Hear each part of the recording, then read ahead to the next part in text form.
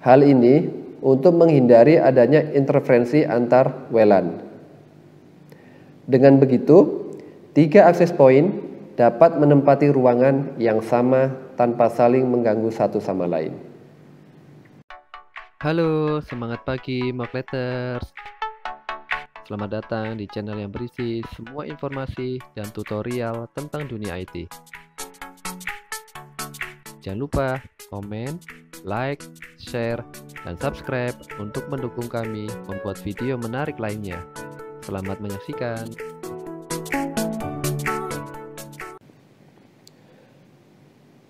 Assalamualaikum warahmatullahi wabarakatuh. Jumpa lagi dengan saya Adi di video seri Belajar Administrasi Infrastruktur Jaringan, bagian ketiga, teori jaringan wireless menggunakan mikrotik. Wireless LAN atau disingkat WLAN merupakan teknologi LAN di mana gelombang radio digunakan sebagai media fisiknya. Pada area tertentu seperti kampus, gedung perkantoran, dan area publik dapat menggantikan fungsi kabel pada area tersebut. Wireless LAN menggunakan standar IEEE 802.11 yang mendefinisikan spesifikasi wireless LAN yang meliputi physical dan data link layer. Wireless LAN menggunakan ISM frekuensi, yaitu industrial, scientific, dan medical band frekuensi. Dapat dilihat pada gambar di bawahnya bahwa band frekuensi untuk industri berada pada range 902 MHz sampai 928 MHz. Sedangkan band frekuensi untuk scientific berada pada 2,4 GHz sampai 2,4835 GHz. Sedangkan band frekuensi untuk medical berada pada 5,725 GHz sampai 5,850 GHz.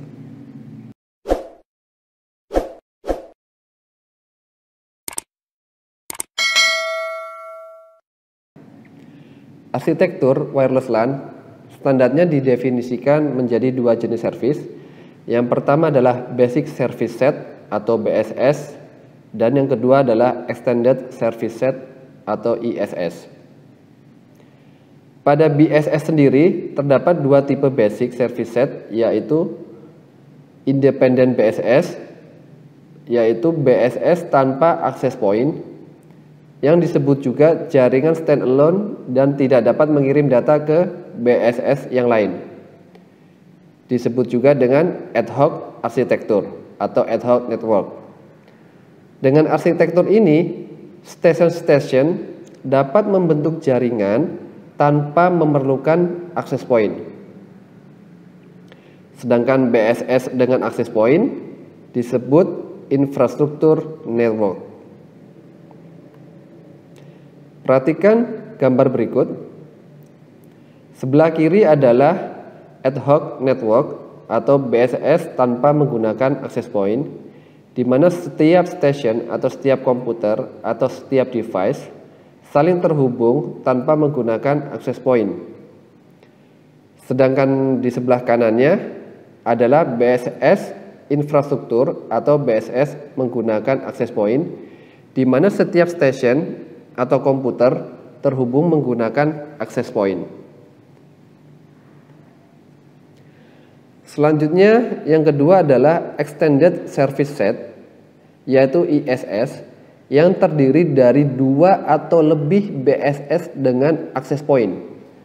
Dalam hal ini, beberapa BSS dihubungkan dengan satu distribution system yang biasanya berupa wired LAN atau menggunakan kabel. Perhatikan gambar di bawahnya.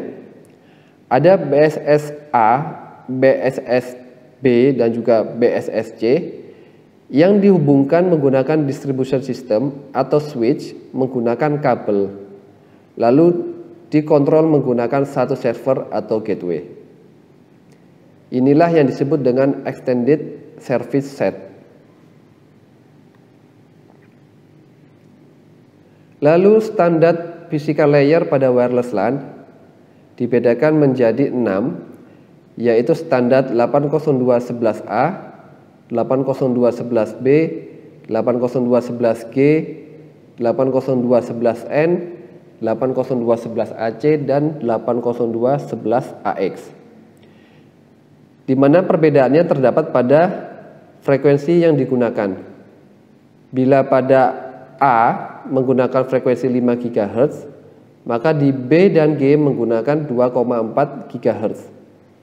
Sedangkan N, AC, dan AX dapat menggunakan 2,4 atau 5 GHz.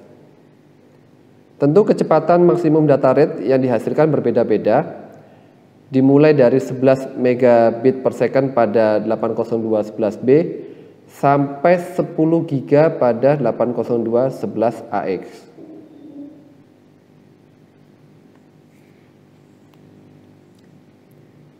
Kita masuk pada problem pada wireless LAN. Penggunaan wireless LAN atau gelombang radio mempunyai problem yang tidak dijumpai pada wired LAN atau pada penggunaan kabel. Yang pertama adalah isu koneksi karena problem cakupannya. Karena menggunakan gelombang radio, maka cakupannya pun terbatas, biasanya sekitar 10 sampai 30 meter. Lalu ada transmission RF-nya, radio frekuensinya, ada distorsi multipad, serta ada interferensi dari WLAN yang lain. Yang kedua adalah isu privasi, terjadi karena frekuensi radio dapat mencapai area di luar layanan. Misalnya kalian memasang akses point di rumah kalian, lalu akses point rumah kalian dapat terlihat dari tetangga kalian. Tentu itu menimbulkan isu privasi. Kita lihat pemilihan band pada frekuensi 2,4 GHz. Yang perlu kalian perhatikan saat kalian menggunakan band frekuensi 2,4 GHz adalah adanya 3 channel yang tidak saling tumpang tindih. Misalnya kalian menggunakan channel 1, maka di akses point yang berikutnya gunakanlah channel 6, lalu di akses point berikutnya gunakanlah channel 11. Hal ini untuk menghindari adanya interferensi antar WLAN. Dengan begitu, 3 akses point dapat menempati ruangan yang sama tanpa saling mengganggu satu sama lain. Pada saat praktek akan kita ujikan bagaimana pemilihan band frekuensi 2,4 GHz yang baik dan benar menggunakan mikrotik.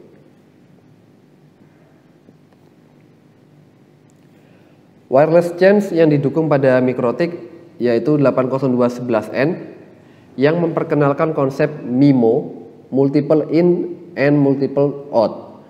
Artinya, akses point ataupun wireless adapter yang ada di mikrotik sudah mengenal multiple input dan juga multiple output sehingga menghasilkan bandwidth rate yang lebih baik lagi.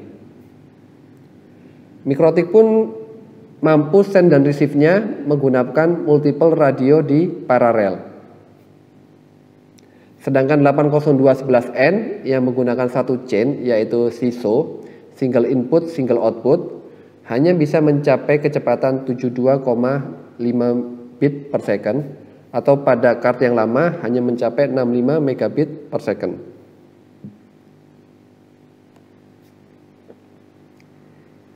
Kita masuk pada security pada wireless LAN. Wireless LAN sendiri mempunyai security antara lain WEP yang ditemukan pada tahun 1997. Lalu ada EAP, merupakan perbaikan dari WEP tentunya di tahun 2001. Lalu ada WPA yang ditemukan pada tahun 2003 dan yang terbaru adalah WPA 2 yang digunakan sejak tahun 2004. sudah menggunakan AES Strong Encryption, sudah ada authentication-nya, dan juga sudah menggunakan Dynamic Key Management.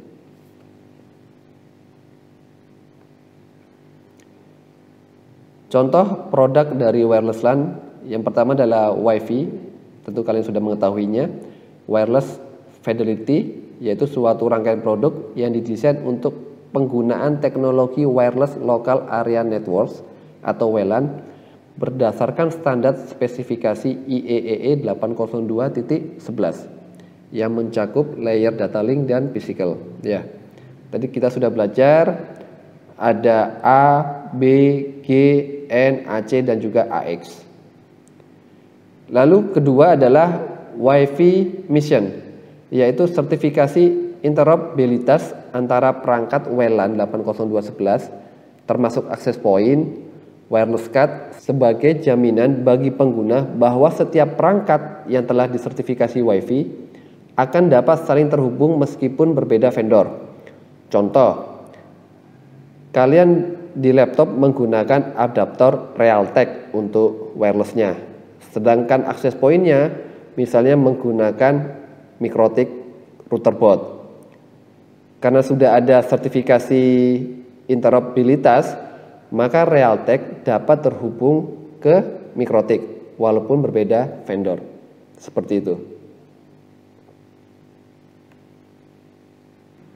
Sekian materi bagian ketiga, teori konfigurasi jaringan wireless menggunakan MikroTik pada video belajar administrasi infrastruktur jaringan. Di video berikutnya kita akan langsung praktek konfigurasi wireless menggunakan MikroTik. Bagaimana caranya?